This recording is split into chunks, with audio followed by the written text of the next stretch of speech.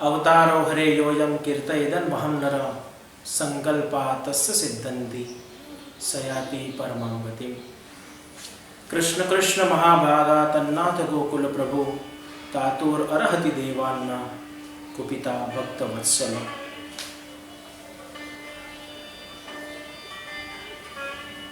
आप सभी देश विदेश में रहते हुए,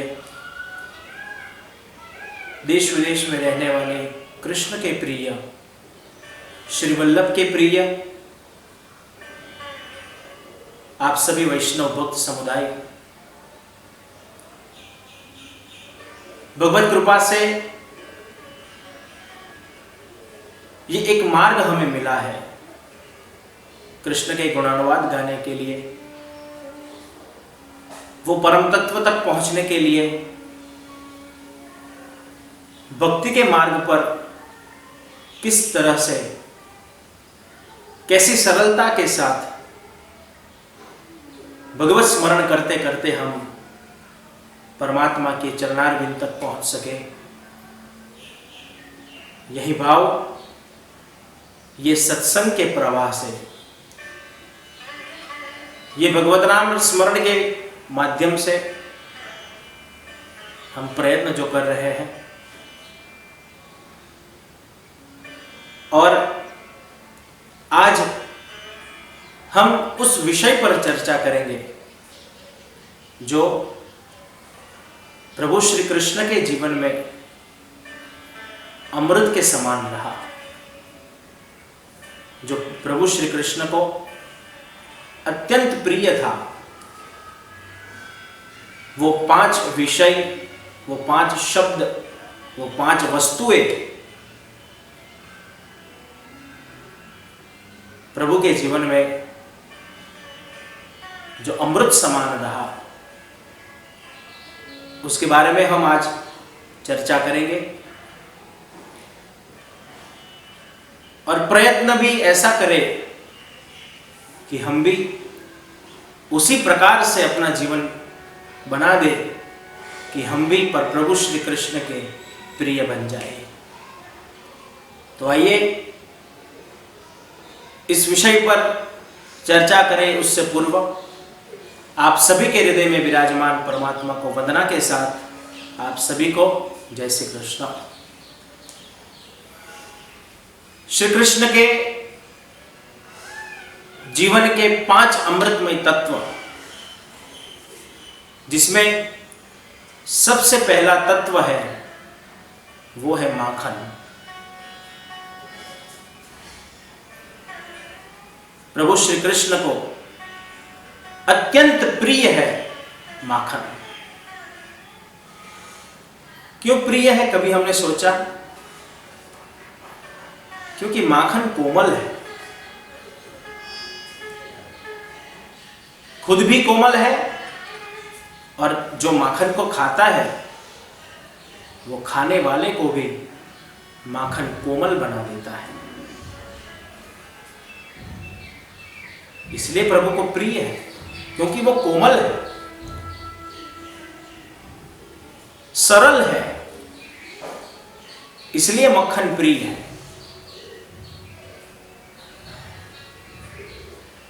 परमात्मा भी कहते हैं कि तू भी मेरे पास पहुंचना चाहता है, मेरा प्रिय बनना चाहता है, तो तू भी माखन जैसा हो जा, कोमल बन जा, हृदय को कोमल बना दो। और अगर हृदय कोमल होगा तो परमात्मा हमारे हृदय में विराजमान होंगे। श्रीमद् भगवद गीता में भगवान श्री कृष्ण ने अर्जुन को कहा है, मैं कहाँ हूं? हृदये अर्जुन तिष्ठति, सभी के हृदय में विराजमान होने वाला हूं। तो सभी के हृदय में परमात्मा है, तो हमें हमारे हृदय में परमात्मा को विराजित करना है। तो क्या भगवान के लिए कोई कठोर आसन हम रखेंगे? हमें कोई ऐसे कठोर आसन पर विराजमान कर दे तो हम नहीं सेट हो पाएंगे, वहां पर चुभेगा हमें। तो परमात्मा को विराजित करना है तो वो आसन कठोर नहीं होना चाहिए, वो तो कोमल होना चाहिए, वो तो सरल होना चाहिए। तो हृदय को कोमल बनाओ। हृदय कोमल होगा तो स्वयं सामने से प्रभु चलते चलते हमारे हृदय में विराजित हो जाएंगे। तो ये कृष्ण का अमृतमय तत्व में से पहला अमृतमय तत्व वो माखन। हमें भी जो संकेत देते हैं कि तुम भी इस माखन की तरह हो जाओ। जैसे प्रभु श्री कृष्ण को मक्खन बहुत प्रिय है, वैसा ही हमारा जीवन अगर जो हो जाए तो हम भी कृष्ण के कितने प्रिय बन जाएंगे। तो पहला तत्व वो माखन। दूसरे तत्व की हम बात करें जो कृष्ण के जीवन में एक अमृतमय तत्व रहा, वो है मुरली, जो कृष्ण के अधर तक पहुंच गई। कृष्ण की प्रिय बन गई। सदैव प्रभु अपने पास ही जिसको रखते थे, चाहे वो प्रभु शयन में हो, चाहे गौवा चराते हो, चाहे लीलाएं करते हो, लेकिन सदैव वेणु जी कृष्ण के पास रही है। ये मुरली ही एक ऐसी वस्तु है जो प्रभु के अधर तक पहुंच गई, जिसकी आशा गोपियां रखती थी कि हमें भी कृष्ण के अधर तक पहुंचना है।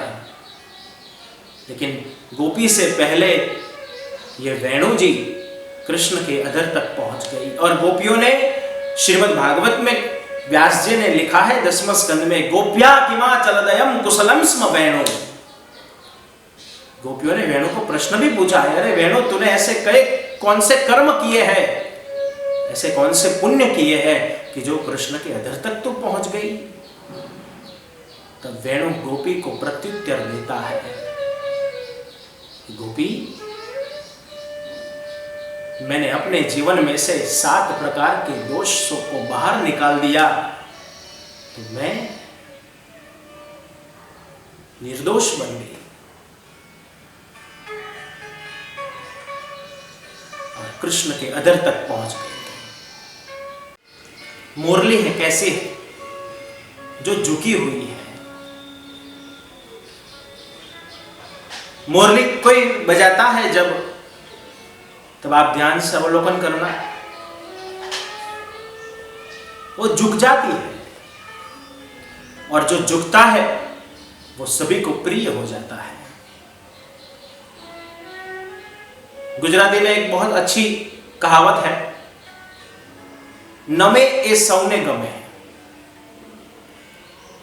जो झुकता है वो सबको प्रिय बन जाता है। कोई वडील के सामने अगर कोई बालक आकर उनके पैर छूता है, झुक जाता है वडील के सामने, तो वडील खुश हो जाते हैं, उसकी पीठ थपथपाते हैं, वो प्रिय बन जाता है। उसी तरह से वेणु भी झुक गई कृष्ण के सामने,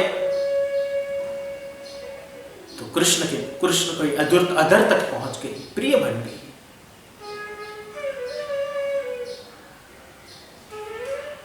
ये वेणु का गुण है, और हमें भी वेणु में से ये गुण लेना चाहिए कि हम भी झुक जाए, वो परमात्मा के सामने झुक जाए। हमारा सिर जब वो प्रभु के चरणारविंद में झुकता है,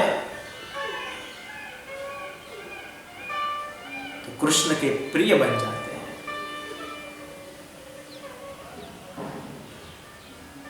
वेणु ने अपने शरीर के ऊपर 7 छिद्र लगाए, तो हमारा शरीर भी अगर हम वेणु की तरह बनाना हो तो हमारे शरीर पर क्या हम छिद्र बनाएंगे? नहीं, छिद्र लगाने की आवश्यकता नहीं है। मैंने इससे पहले भी एक विषय लिया था कृष्ण की वेणु। उस विषय में भी हमने सबने चर्चा की थी कि हमें क्या करना चाहिए ये जीवन को, ये शरीर को वेणु बनाने के लिए। तो हमें हमारे शरीर में आए हुए, हमारे मन के ऊपर आए हुए 7 प्रकार के दोष को हमारे मन से बाहर निकाल दे। अभिमान, अहंकार, राग, द्वेष, ईर्ष्या, मेरा, तेरा, ये सभी दोषों को हमारे मन में से बाहर निकाल दे तो हम भी वेणु के जैसे पवित्र बन जाएंगे, कृष्ण के अधर तक पहुंच जाएंगे। तो ये मुरली की जो महत्ता है, जो कृष्ण के अधर तक पहुंच गई और कृष्ण ने केवल फूंक लगाई और मधुर स्वर वेणु में से बाहर निकल रहे। जिसके जीवन में कर्कश निकल जाती है जीवन से, वो मीठा हो जाता है। वेणु के जीवन में से कर्कश निकल गई छिद्रों के माध्यम से, तो वेणु मधुर बन गई और मधुर स्वर निकालने लगी। उसी प्रकार से हमारे जीवन में से भी ये 7 प्रकार के दोष, अहंकार, ईर्ष्या, राग, द्वेष, अभिमान, मेरा, तेरा, ये सब 7 प्रकार के दोष अगर हमारे शरीर में से बाहर निकल जाए, ये कर्कश जो भरी हुई है, ये कर्कश हमारे जीवन में से बाहर निकल जाए, तो हम भी वेणु के जैसे मधुर बन जाएंगे और दामोदर के अधर तक हम पहुंच जाएंगे। तो ये वेणु जो हमें उपदेश देती है कि आप भी मेरे जैसे बन जाओ, तो कृष्ण के अधर तक पहुंच जाओगे। तो प्रभु श्री कृष्ण के जीवन का ये दूसरा अमृतमय तत्व मुरली। तीसरा जो प्रभु ने पूरे जीवन अपने पास रखा, अपने सिर पर धारण किया, अपने पाग में, अपने मुकुट में धारण किया, वो है मोरपींछ। तीसरा तत्व मोरपींछ। कभी कभी सोचे कि क्यों भगवान ने और कुछ नहीं धारण किया, मोरपींछ को लिया।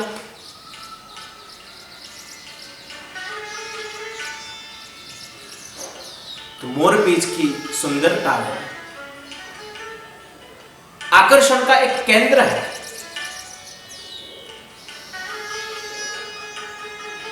और कौन से मोरपींछ को धारण किया? जिसने मोर को, जिस पीछे को अपने अंग में से उतार दिया, उसका धारण भगवान श्री कृष्ण ने किया। एक बहुत ही अच्छा, जहां तक मेरा विचार है और जहां तक मैं सोचता हूं, मैं मेरी परिभाषा में अगर समझाऊं मोरपींछ, तो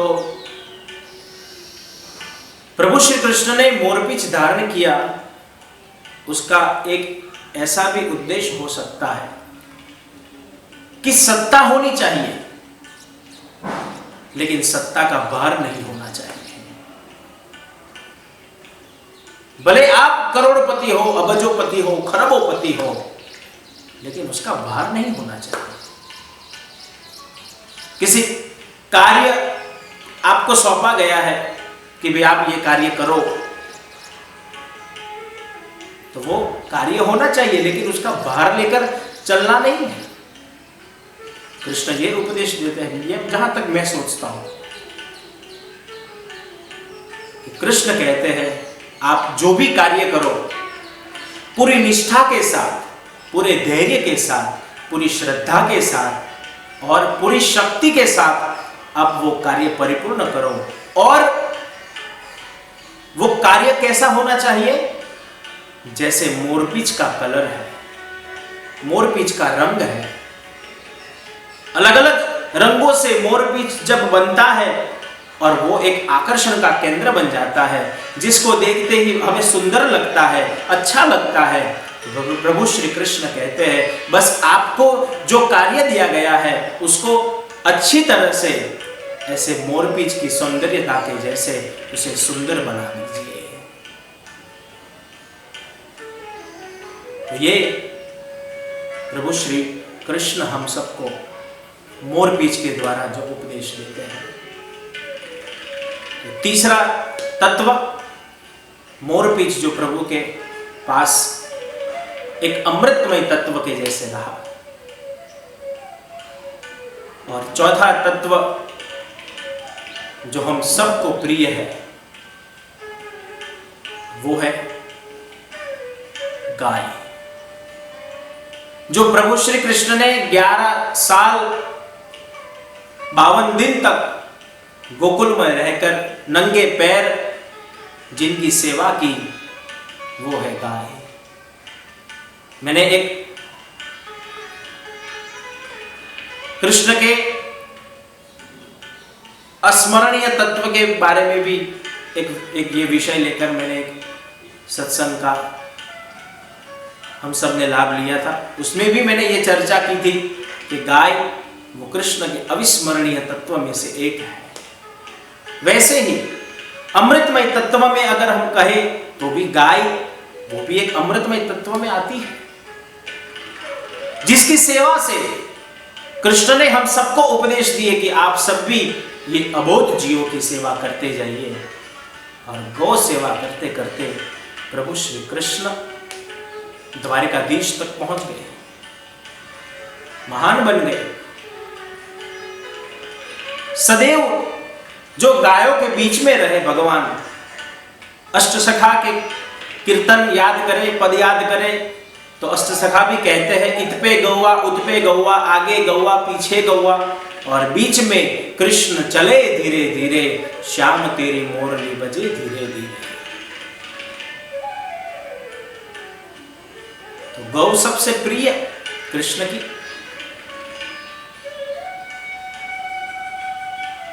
और गायों को भी कृष्ण के प्रति इतना लगाव है, इतना प्रेम है। तो ये भी एक अमृतमय तत्व रहा प्रभु श्री कृष्ण के जीवन में, और वो है गाय। और गाय और कृष्ण का एक प्रेम ऐसा था कि दूर दूर तक ढूंढने नहीं जाना पड़ता था जब भगवान गौचरण लीला करते थे।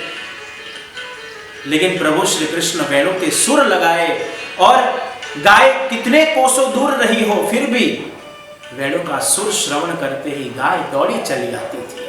ऐसा प्रेम, ऐसा आकर्षण जो कृष्ण के पास रहा।